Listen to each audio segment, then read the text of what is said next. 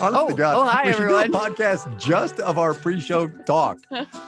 It's like 3 minutes Just like of bearing anything souls. could happen. Oh my God. Anything could happen. Welcome back to Make Me Smart, the show where I feel confident that we're not going to make today make sense. I'm just throwing it out there.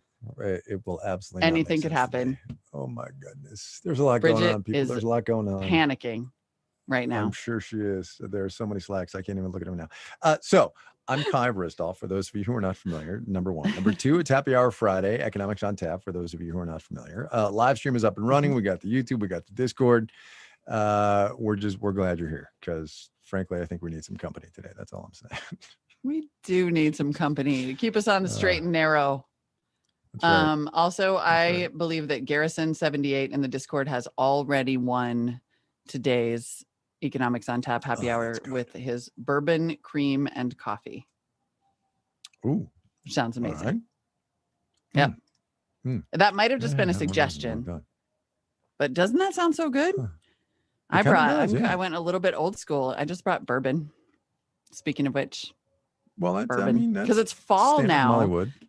If summer is tequila season, it's officially fall. So that must mean move to the brown liquor, even though it's still 90 in here. I don't hate that. I'm having a Stone Delicious IPA, which I found in the fridge. And also Greg Cook is in the chat somewhere. So Greg, welcome, the founder and former CEO of Stone Brewing. You'd be disappointed to know that this has been in the back of the fridge for like 6 months. And I know you're a big guy in drinking fresh beer, but is it? I know. Is it quite skunky? Tasty. No, not at all. Not at all. It's quite tasty. Quite tasty. I haven't had one. I recently discovered that if you leave White Claw in your downstairs fridge for like 6 months or something, because somebody brings it over for a party and then you open it and it's supposed to taste like mango, it actually tastes like garlic. Ew. Yeah, it was like, what's wrong with the mango flavor? And then my sister-in-law tried it and she was like, White Claw goes bad. And I'm like, oh, good to know. How can it go bad? Gross. It's sealed in a can. That's what I thought, but apparently it does. Because I'm sure it's not supposed to taste like that. All right, we got things to do. Should we move on? We probably should do the news now. Yes. Okay. We've got some news. We've got some half full, half empty. Yep. Most importantly, we have bourbon. Let's go. Yes. I was gonna pick your top story. So just start with that because Okay. So I was actually going to go quickly through this one and just point out that our cryptocurrency future is not here today because China has banned all transactions and, more environmentally sound, has banned all cryptocurrency mining, which you will hear, I'm sure, at some point in Molly Woods' soon-to-be Peabody-winning podcast episodes, that it's environmentally terrible. Yep, it is. Terrible Bitcoin mining. Energy suck and all this jazz. So I that's my headline. If you want to add something to that, you go, because you're more versed in this than I am. No, I mean, I am endlessly fascinated watching China put its entire tech industry back in its place, up to and including cryptocurrency, because China is launching its own digital currency, and cryptocurrency yes, it kicked a bunch of mining out of Mongolia, where it was using coal and then just contributing disastrously to emissions there. But also China saying, we're launching our own digital currency, which we can use to have complete transparency into what everybody is buying. And so no, we're not going to let people use cryptocurrency where we have no transparency into what anybody's doing, and they bypass the central bank completely. And I wonder if it's going to give permission to regimes that are ostensibly less repressive, but who also don't want people using a decentralized currency that could undermine their central financial systems. There was a great quote from Gary Gensler, the head of the Securities and Exchange Commission. He said, you can't have 6,000 private currencies. You can't, So we'll see where this goes. Someone texted me today and was like, this cryptocurrency situation is out of control. And I sent him back a news article about a Oregon football player who's launching a cryptocurrency. And I was like, what do you mean? What could go wrong? I saw that. What could possibly go wrong? Yeah. What could possibly go wrong? That's my main news item. What it's turned into my main news item because you gave me the backup. Remind me to tell you about my brother and physics class my senior year of high school, but we don't have time today. Number two, and this one's just for you. Did you see the other day that some of the original creators of some of the Marvel characters filed a notice of termination of copyright with Disney, saying that these guys, who are mostly now old because these characters were created forever ago, they actually own at least part of the copyright. Disney sued back today and said, no, no, no, the bajillions of dollars are ours. And I just think that's an interesting copyright fight to be had. And I mentioned it because you are a Marvel Universe person. That's, and of course they did, right? Kind of an intellectual property nerd. Yeah. Yep. Oh, are you? Of course they were. Disney is the reason that we have such long copyright terms. Yeah, I used to own a website called cultureofownership.org where I would post about copyright and intellectual property and trademark overreach. The levels of my nerdery have yet to be plumbed, my friend. Wow. No joke. I love this stuff. Disney is the reason that we have such a long copyright term. Like it's 70 years, it's like the life of the creator plus 70 years. And that's all about Disney wanting to keep copyright on its characters forever. So of course, they're like, oh no, we will own all of it, even if we didn't create it. Wow. I mean, the chutzpah. The chutzpah, yes. And I'm going to bail on my third one because it just takes us sideways. So you go ahead. Okay, although that was dishy. Well, okay. Mine, so all right, super quick, actually, because this is really important. So it is kind of important. President Biden has decided that he is not going to claim executive privilege for the documents that the House January 6th committee wants or other investigators want. President Biden will not claim executive privilege on President Trump's behalf. The current sitting president gets a big say in how executive privilege is exercised, and President Biden is going to give access to those documents to the investigators. President Trump will, of course, sue, but this issue has not been previously litigated because prior presidents have all said, oh, yeah, we're going to take care of the 44, 43, 42 people who went before us. Biden is saying, no, no, no, we're not. So that'll be interesting. Yeah, that is a big deal. So we'll find out some stuff. We'll find out some stuff. It's going to take a minute, but we're going to find it out. Yeah, for sure. In sort of hollowed out shell Friday news, there's been a raft of reporting in the New York Times is now matching. I would have linked to the Washington Post story, but I can't figure out my subscription situation. It doesn't transfer from my iPhone. So I had to go New York Times on this one. I'm just technologically this week, I'm like a hot mess. It's been tough for you. It's super tough. But I love Claire Kane Miller at the Upshot. And so I was very happy to see that she also took on this story about how childcare providers are losing employees in droves, and then private childcare is not available for parents, which is hindering the ability of mostly mothers to go back to work, because in large part, the childcare is like one of the lowest paying jobs. I mean, it just is like $12 an hour tops. And then on top of that, you have to put yourself in danger, at least right now, when younger kids are not vaccinated. And so all of these childcare facilities, and by the way, we don't have universal childcare where we would probably just set like some sort of a floor for salaries. And so people are like, no, we're not going to do this work anymore. And so then it's just this sort of like snowball effect where women can't go back to work. And it damages the entire economy. And a lot of that is in that $3.5 trillion infrastructure bill that I guess is going to get held up because of fossil fuels and pharmaceuticals. So yay for that. Yeah, for sure. Yeah, that was a tough one. All right. It's just like this thing is about this thing is about this thing. Yeah. Kind of story. Yeah. In other news, 6 United employees out of United's total of 74,000 have filed a lawsuit asking a federal court to block United's vaccine requirement, which is set to take effect on Monday. The employees include 2 pilots and a flight attendant, and they are accusing the airline of a pattern of discrimination against employees who requested religious or medical accommodations. I heard about this morning because United apparently had said if you request a religious exemption, you'll be, I think, put on leave without pay. That is correct. Maybe while they investigate it or something. Yep. That's correct. Yeah. It is hard at this point to see these kinds of things. Employees. Yeah. No, go ahead. Sorry. Yeah. I was just going to say it's hard to see these at some point as being in good faith. And if you're part of 6 employees out of 74,000 who are saying we're not going to do this, and we're willing to put like half of the world at risk as a result because we fly all around the world. Because that's what we do. right? Like Yeah. I have to question. I just have to question that. Yep. And then finally, before we turn to our fun game, one last giant bummer.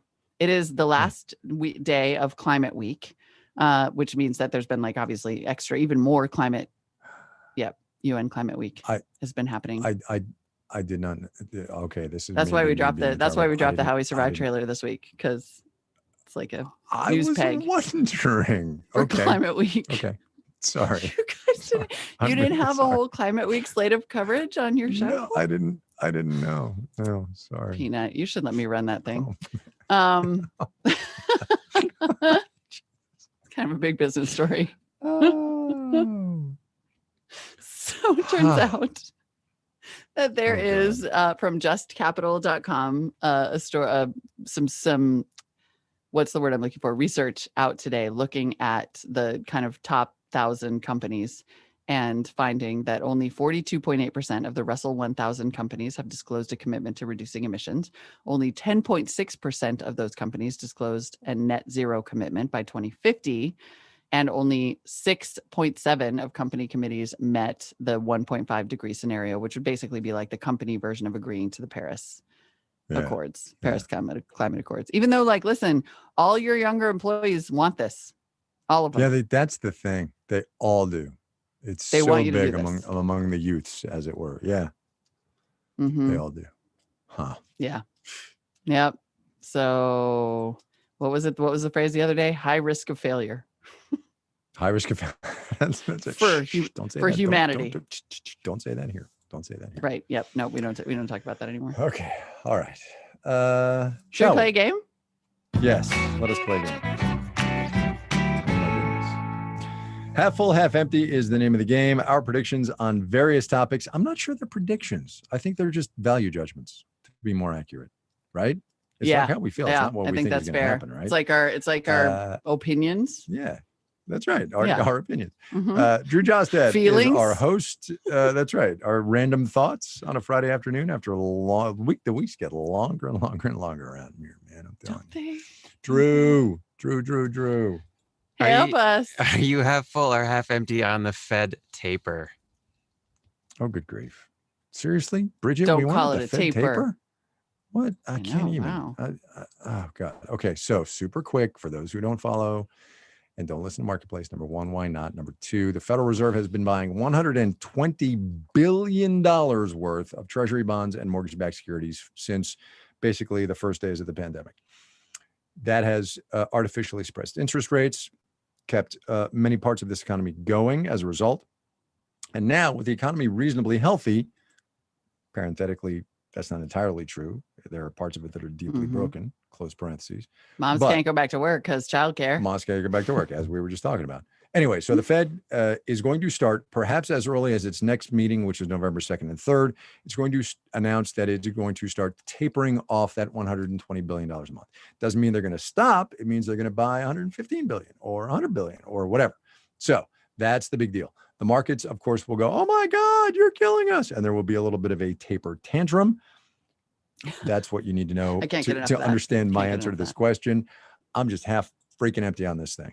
The Fed has been catering to Wall Street for a very long time, which in a way I understand, but it's time for the Fed to get out of the business of buying all these bonds. So half empty.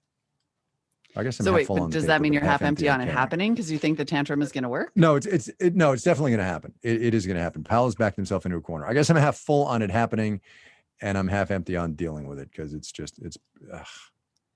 got it. It's going to be kind of it's like a tech reporter having to deal with like Apple all the time or something. Yeah, Yes, totally. Oh, there's another iPhone event. Yay! Right, exactly. Yeah, I am. I guess I'm a little bit half full because yes, I agree with you that I think it's going to happen, and it is possible that this sort of, I think we have seen and will continue to explore the kind of like perverse incentives that all of this extra money sloshing around has enabled. So I'm sort of half full on us, maybe just give money to people and households and, starving kids in the United States instead of companies to buy their own stock. Sounds great. Fair enough. Drew, continue. Half full or half empty on a vinyl record revival? Oh yeah. Huh. Are we like 2 years too late on this trend story? I think so. Right? Yeah. I think so. I think so. I think I people mean- like to buy it, but only like 2 out of 10 of those people like to actually play the vinyl. So half empty. So It's over. my now 17-year-old son got from his 3 siblings a record player, actually, for his most recent birthday. And there were 3 vinyl albums that came with it. And he was like, "Oh yeah, this is so cool. And I'm definitely going to buy vinyl and it's going to be amazing." It's literally gathering dust in his bedroom. So Mhm. I'm not buying it. We have the same. I bought my Half empty. son a super cool record player with Bluetooth and Yep. some really nice speakers Exactly. for all of his Exactly. vinyl. And now it sits downstairs in my kind of like mid-century family room and it looks great. It looks really cool. It's a style And item. no Yeah, one ever touches for it. sure. I think I saw a spider on one Exactly. of those records the other day. Right. Mhm. Exactly. Yeah. Half empty. Half empty. If we're doing a story on it, it's over. Yeah. I mean that with love. Well, I mean, I guess it has been going on for a while, but they were up 94% year over year. Still, it's still Oh my going up. God. But 90, What was it, it 94% from what to outsold? what, right? Well, Kristen had this story Yeah. on the morning report apparently this week. I heard I it, listen and to they the said Morning they Report every day. outsold CDs. Records outsold Oh my CDs gosh. for the first time since Wow. 1985 or something hilarious like that. I don't know. Wow. You know what? It's true. Never underestimate a hipster. I'm changing my vote. Half full. Whoa. I'm sticking They're my committed. Hipsters are guns. I committed. don't care. Okay, I don't care. let's go on to the New York City food delivery worker protections. Oh, yeah. So yesterday, New York City, Yeah. the first big city in the country to do this, passed delivery worker protections for app-based workers that apply to the companies and also to the restaurants, things like hours and bathroom breaks and all that jazz. Half full. Totally half full. So full. So Yeah. half full. Yep. Yeah. This cannot be the future of labor. And I'm happy to see labor rising up and saying, like, nah, this is not how people need to be working. Yep. Yep. All the way full. Discord agrees. Yep. All Yeah, right, so does the YouTube. half full or half empty on the new emojis. I have a question actually before we get into the yeah. discussion actually on the substance. So I was listening to Marielle sitting in for you on tech this morning, and she Mhm. said, in referencing it as a plural, she said, there are many emoji. And my brain Yeah. said, wait a minute, isn't it emojis? That's what I would have thought. And when you do like a quick duck, where Marketplace is the only one that is using emoji in the singular to represent the plural. However, though, it's because Yes. Marielle talked to that guy. What's his name? Hold on, the Unicode guy, Jeremy Burge, who I've Yeah. talked to a couple Yeah, times. yeah, The chief Yeah. emoji officer for Emojipedia, which is like the Right. encyclopedia. Right. They get to decide. So I sort of feel like he's probably the guy to believe on the plural question, but I sort of wish that had been at the show because it is kind of hilarious. Yeah. All right. I mean, I'm always excited about more emoji. I didn't hear anything yeah, like problematic about it. No, I think it's good. There's I'm half full. beans now or something. So Yeah. that's great. Yep. Yay, beans. I'm half full on bean emojis. Okay, nobody cares about that one. All right. I know, totally. Wah, wah. I guess they are pictures on our phones. Okay. Half full or half empty on the new Space Force uniforms. Oh, I yes. saw those. Terrible. Empty. All the way empty. Jesus. Hold Empty on, Space I'm looking Force them to up begin just with, so I by the way. can. Oh, it's terrible. They're Battlestar terrible. Galactica-y. Yeah, Battlestar Galactica, They're Star causing a Trek. stir. Yeah, they're The horrible. last ones were Star Trek, and now it's Battlestar Galactica. At least we're Yeah, it's moving all forward in just terrible. time.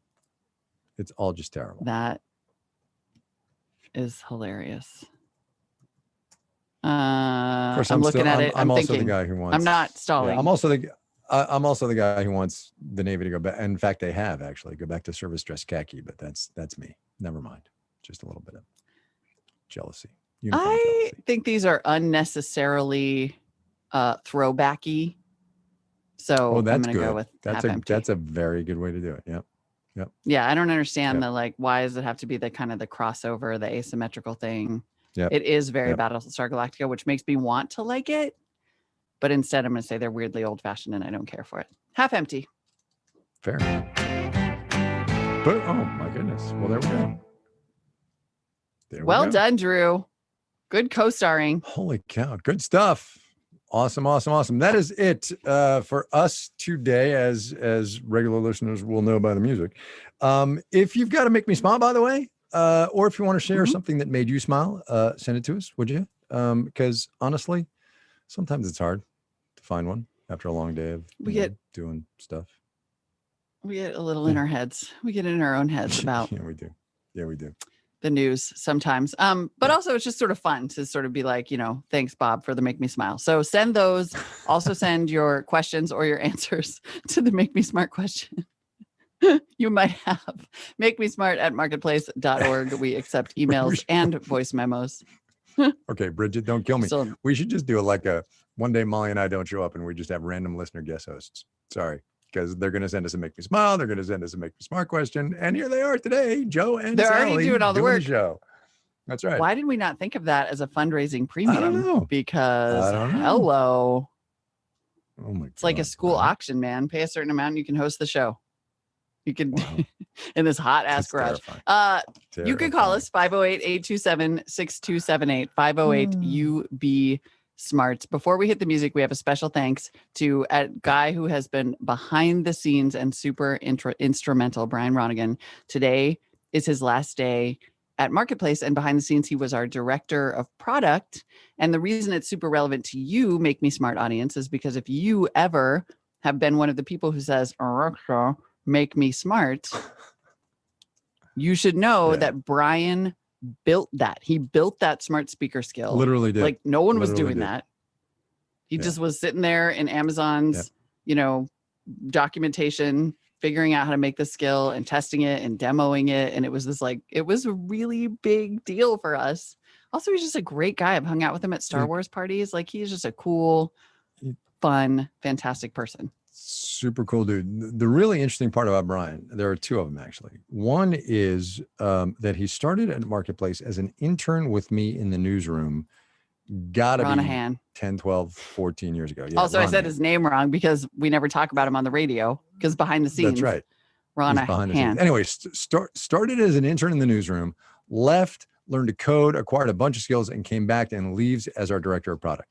He also, let me just tell you, can write a goodbye letter like nobody. He wrote nobody. Probably the best goodbye letter I have ever seen anyone write. Bravo, Brian. Bravo. And apparently Satara Nieves is reporting in Slack that she also called him Ronigan for 4 years. And then after 4 years, because that's how nice he is, he finally corrected her. Brian Ronahan. Hell of a goodbye, buddy. Hell bigger of and a better goodbye. things. Hell of a goodbye.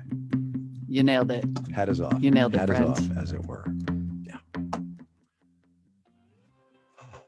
Make Me Smart is produced by Marissa Cabrera. Today's episode was engineered by Drew Jostad and our co-star on Half Full, Half Empty. The senior producer is Bridget Bodner. The team behind the YouTube live stream and our game Half Full, Half Empty is Stephen Bion, Catherine Devine, Emily McCune, and Mel Rosenberg. The theme music for Half Full, Half Empty was written by Drew Jostad, who just does everything around here, clearly.